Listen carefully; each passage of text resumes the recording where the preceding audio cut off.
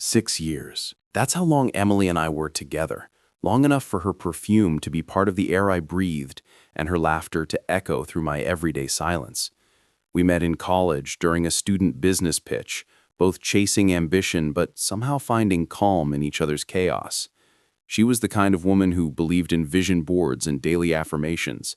I was the guy who fixed broken gadgets and believed hard work beat luck. We balanced each other like rhythm and melody. After graduation, we moved to the same city, shared rent, fought over laundry schedules, made up over cheap takeout, and built something that felt unshakable. I watched her climb from intern to marketing lead while I launched my own design startup, scraping through sleepless nights, caffeine overdoses, and client rejections, but she was there for it all. I remember her holding my hand when I lost my first big client, saying, "We'll get through this, we always do." And we did, every single time. That's why when I proposed to her at Lake Tahoe, just the two of us, cold air biting our skin, ring glinting under fading sunlight, it felt inevitable, like the world had aligned for that one moment. She cried, said yes, and hugged me so tight I could feel her heartbeat racing against mine. The next few months felt like a dream. Engagement parties, planning the guest list, even debating what our first dance song should be. My parents adored her, my friends teased me for finally settling down, and for the first time in years, I wasn't just surviving, I was living. But then, small cracks started to appear, quiet ones that didn't make noise at first. She started working late more often, and her texts turned shorter, colder. Calls that used to end with, "I love you," ended with, "I'm tired."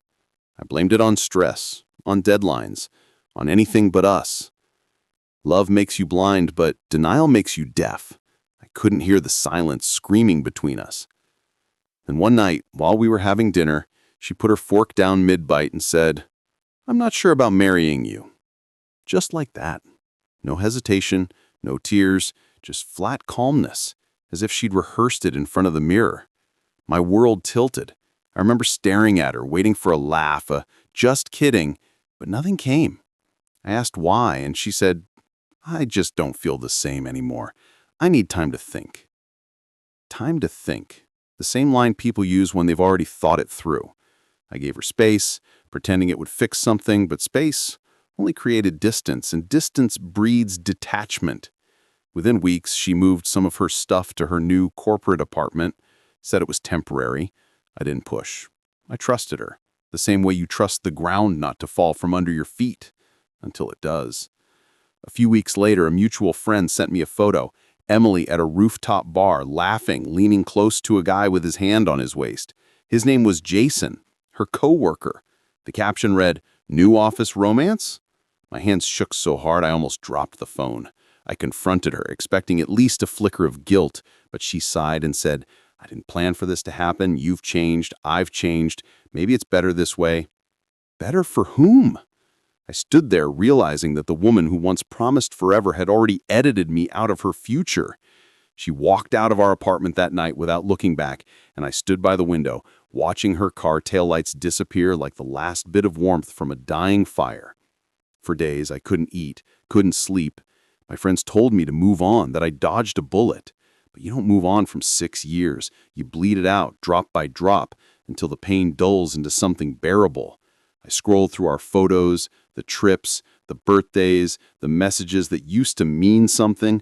Each memory was a blade, and I kept pressing them deeper. But grief has a strange evolution. It turns into clarity, and clarity burns hotter than heartbreak.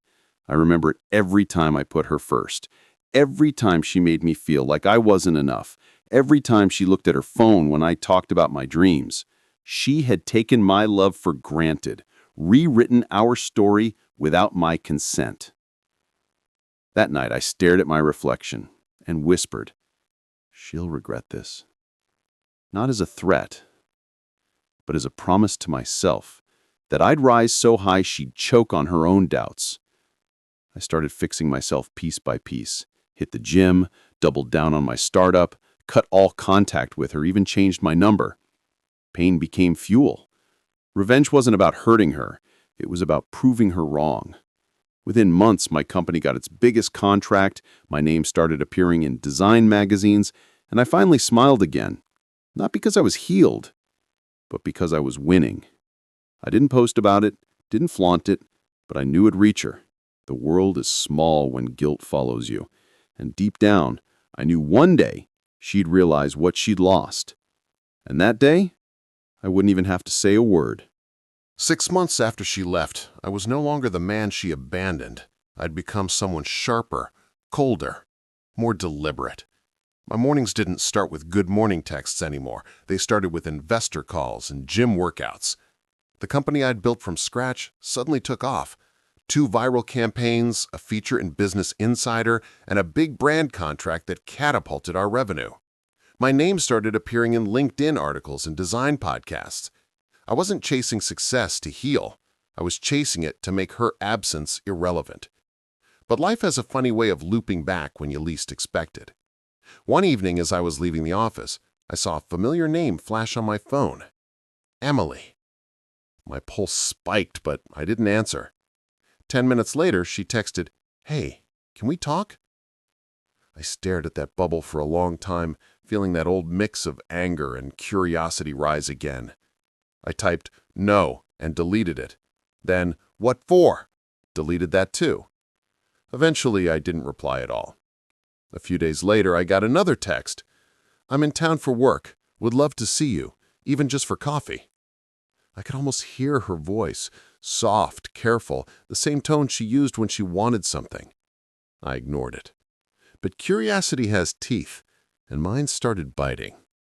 That weekend, I walked into a cafe near downtown where she'd said she'd be. She was sitting by the window, her hair shorter now, eyes a little duller, smile unsure. For a moment, the old reflex kicked in. I wanted to hug her, to ask how she'd been, but then I remembered every sleepless night she gave me. I sat down across from her and she exhaled, relieved. "You look different," she said. I smiled slightly. "I am." She told me she'd broken up with Jason months ago, that it wasn't what she thought it would be. She said she missed me, missed us, missed the comfort, the safety, the love that never judged. She asked how I'd been. I told her honestly, better than ever. She smiled, pretending to be happy for me, but her eyes flinched at every mention of my success. She tried to reminisce about the old days, about our first trip to Tahoe, about how proud she was of me. I listened quietly, my heart calm, almost bored. Then she said it, the line that made it all worth it. "I think I made a mistake." I leaned back, letting the silence stretch. I could see her trying to read my face, waiting for me to say something comforting, to offer her a second chance. But all I said was, "You didn't make a mistake, Emily. You made a choice. And choices have consequences." She froze, eyes glistening, realizing I wasn't the man she could manipulate anymore. She whispered, "You don't forgive me?" I smiled softly. Forgiveness isn't the same as reopening a wound. The waiter brought our check, and she reached for her wallet. I stopped her. "This one's on me," I said. "Consider it closure." As I stood up, she reached for my wrist, gentle, desperate. "Can we at least talk again sometime?" I met her eyes one last time and said, "You had 6 years to talk, Emily. You used them to fall for someone else." And then I left, walking out into the cold evening, feeling the kind of peace I hadn't felt in years. But revenge, real revenge, isn't in the confrontation. It's in the aftermath. 2 weeks later, our company launched a nationwide campaign for a luxury brand. It went viral. Billboards, magazine covers, digital ads. My face and my story were everywhere. People called me the self-made creative who turned heartbreak into empire. One night scrolling through Instagram, I noticed she had liked one of the posts. I clicked her profile, private now, with a bio that said, "Healing, growing, learning." I laughed under my breath. She wasn't healing, she was watching. Every success story I posted, every event I attended, every picture from a conference in another city, she saw it. Sometimes she'd send a random message, "Proud of you. That campaign looked amazing. You deserve this." I never replied. ghosting someone who once broke you is poetry justice. You're not ignoring them. You're showing them how irrelevant they've become. My friends told me to block her, but I didn't. I wanted her to keep watching, to feel the ache of what she'd lost. A few months later at an awards gala, I spotted her across the room. She looked beautiful, maybe more than before, but there was something hollow in her smile. She walked towards me, but before she could reach, one of the organizers pulled me aside for an interview. The cameras flashed, reporters asked about my success story, and I spoke calmly about resilience, growth, and knowing your worth. She stood behind the crowd listening, a ghost in the place she once belonged. When our eyes met, I nodded politely and turned away. That's when I realized revenge wasn't about payback. It was about indifference, making her feel like a stranger in a story she used to own. I left the event early, stepping into my car, city lights reflecting on the windshield. My phone buzzed again, her name glowing on the screen. I let it ring, then fade. Somewhere between heartbreak and healing, I had learned something powerful. Sometimes the best revenge isn't showing her you're angry. It's showing her you've outgrown the need to care. And that night, as the city blurred behind me, I smiled. Not because I'd won her back, but because I no longer wanted to. By the time a year had passed, I thought Emily was just another name from a chapter I'd closed, a faint echo from a past life that no longer fit me. My company had grown into a full-scale creative agency with a team of 30, a downtown office, and clients I once only dreamed of working with. Success had become routine, not revenge anymore, until she came back into my orbit like a ghost that refused to stay buried. It started subtly. A LinkedIn comment on one of my posts, a congratulatory message when we hit a new milestone, a long time no see DM that I didn't answer. Then one evening, I got an email from a new brand prospect, a health startup led by none other than Emily Carter. I laughed when I saw the name. For a second, I thought it was fate being ironic. But it turned out she was now a marketing consultant, freelancing after her breakup with Jason and the company fallout that followed. Life had humbled her, clearly. Still, I agreed to the meeting, partly out of curiosity, partly because I wanted to see how she handled standing across from the man she'd once broken. The day of the pitch, she walked into our office wearing confidence like armor, but her eyes betrayed her. "Wow," she said, scanning the space, the team, the awards on the shelf. "You've built quite a lot." I smiled politely. "Yeah, guess I just needed the right motivation." The presentation went smoothly. I kept it professional, treating her like any other client, but I could feel her watching me the whole time, her gaze lingering too long, her smile trembling at the edges. When the meeting ended, she stayed back as everyone left. "You've changed," she said softly. "You used to look at me like I was your world. Now it's like I'm invisible." I looked up from my laptop and said, "You made sure of that." Her eyes watered, and for the first time, I saw regret. Not the performative kind, but the raw, exhausted kind that comes when someone finally understands the gravity of their choices. She whispered, "I still think about us." I leaned back, calm as still water. "That's your punishment, Emily." "I don't." She blinked, stunned as if she had expected me to still be the boy she left behind, the one who would crumble at her words. But I wasn't him anymore. Later that night, my assistant told me she'd sent an email asking if we could reconnect personally. I ignored it. A week later, she showed up at one of our events, a charity fundraiser my company sponsored. She looked stunning, like she'd dressed for a second chance. She waited until most people left before approaching me. "You're really not going to talk to me?" she asked, voice trembling. "What's left to say?" I replied. "You walked away when I had nothing. Don't expect me to open the door now that I have everything." Her lips quivered, and for a moment, I almost felt pity. But pity is poison disguised as empathy. She said she had broken up with Jason because he cheated, that she realized too late what she had with me was real, I said, "So now you know what it feels like." That hit her like a slap. She whispered, "I deserve that." Then, trying to steady her voice, she asked, "Are you seeing someone?" I was. Her name was Claire. Smart, grounded, someone who understood ambition without being intimidated by it. Emily's expression cracked when I said yes.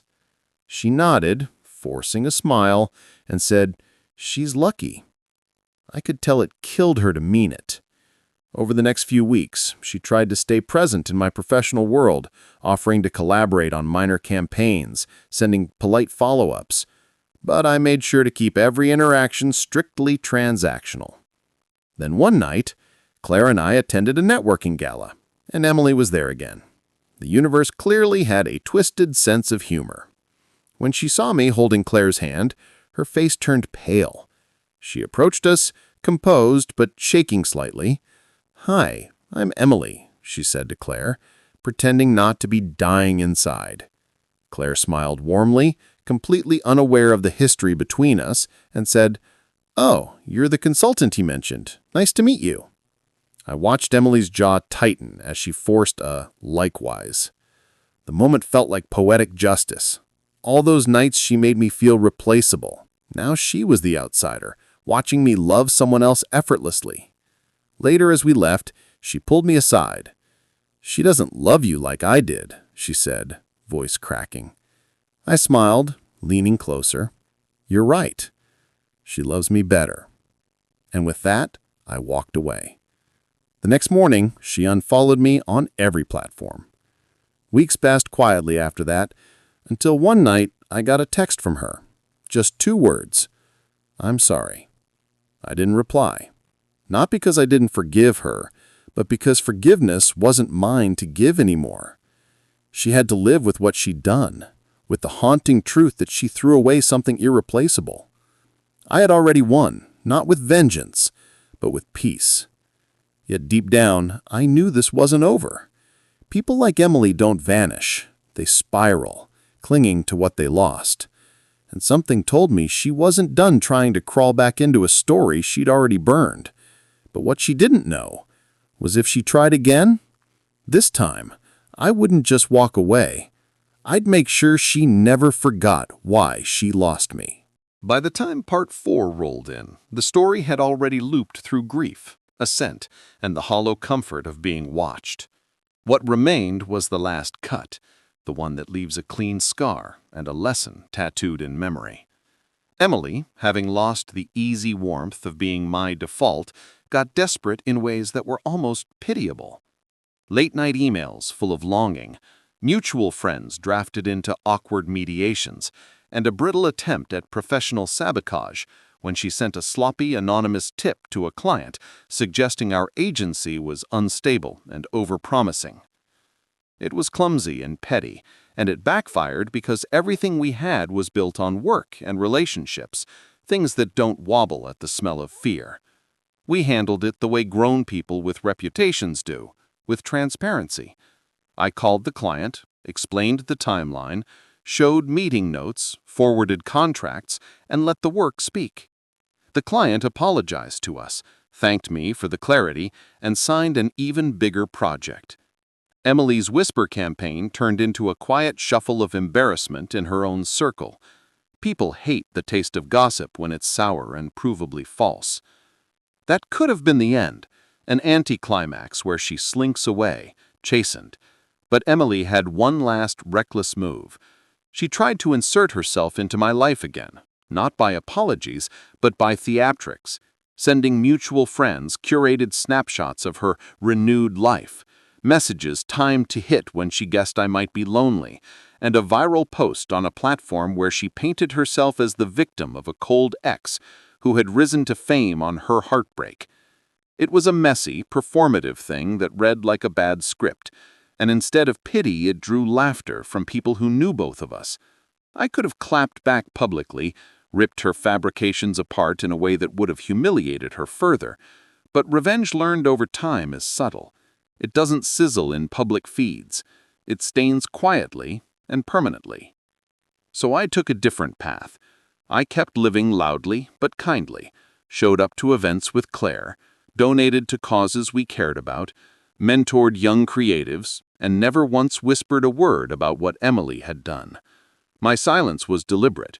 It let her stew in the hollow performance of victimhood while the world watched the real story, my work, my team, the people who loved me for what I was becoming, not what I once had been. Months passed, and the ache in me softened into a steady warmth that felt like a life rebuilt on firmer foundations. Claire and I grew together. Our relationship wasn't a rebuttal to Emily. It was a new chapter I would have written whether or not she ever existed. One evening, at a small wedding we attended as guests, I watched Emily across the room, smiling in a way that tried too hard, radiating regret like perfume. She caught my eye and mouthed something that looked like, "I'm sorry," but there was distance in her that wasn't there before, a hollow set to her shoulders that spoke of lessons learned too late. I smiled genuinely, because whatever had happened between us had already been accounted for. She had become a cautionary echo, a lesson about taking people for granted. But for all the dignity I tried to maintain, there was one moment of sweet, careful finality that I allowed myself. A month later, on a gray weekday, my assistant slid an invitation across my desk. An intimate ceremony at City Hall, just close friends and family, the kind of quiet thing I'd always wanted, but never admitted. Claire and I said our vows standing under a simple bronze arch, her hand in mine, our friends cheering like we'd all won something. I looked out over the small crowd and saw faces that had been there through the dark and the work. My parents, my best friends, my team. No showy announcement, no billboard, just real people who mattered. When we walked out, there was a photojournalist waiting, someone the agency had worked with, and he took a few candid shots that felt honest instead of staged. The images ended up in a small feature about quiet professionals finding love in a weekend magazine, but the reach was modest and harmless. What mattered was that I felt whole in a way I hadn't in years. A week after the ceremony, Emily texted me a single line. "Congratulations, you look happy." I typed back, then erased the reply twice, thinking of stupid, satisfying comebacks, and finally wrote, "Thanks, you be well." That last message was everything. Short, honest, and kind. No venom, no triumphalism, just the final punctuation on a sentence that had started 6 years earlier. People think revenge has to be loud, plans hatched in bitterness to humiliate or wound. But the truest, most devastating revenge is quieter. It's the life you build that leaves the person who doubted you wondering what they wasted. Emily would have her life to figure out. So would I. But mine had clarity now, a clean geometry of love, work, and time well spent. In the end, the thing that hurt her the most wasn't a scandal or a cutting post. It was indifference born of contentment. When you love someone fully and they leave, the temptation is to rage. I chose to grow. That growth didn't come overnight. It was a slow, deliberate choreography of hard work, new routines, and the courage to be soft again. On a quiet Sunday morning, months later, I sipped coffee on our small balcony while Claire read a book beside me, sunlight catching in her hair. I watched the city wake up and felt an uncomplicated, peaceful joy. Somewhere in the threads of my life, the echo of Emily's choice remained, but it no longer stung. It was part of the architecture that shaped me. Revenge had been accomplished, not through spectacle, but through a life that moved forward, vivid and unmistakable, leaving behind only the faintest trace of what had been, and the absolute certainty that some doors, once shut, are better left closed.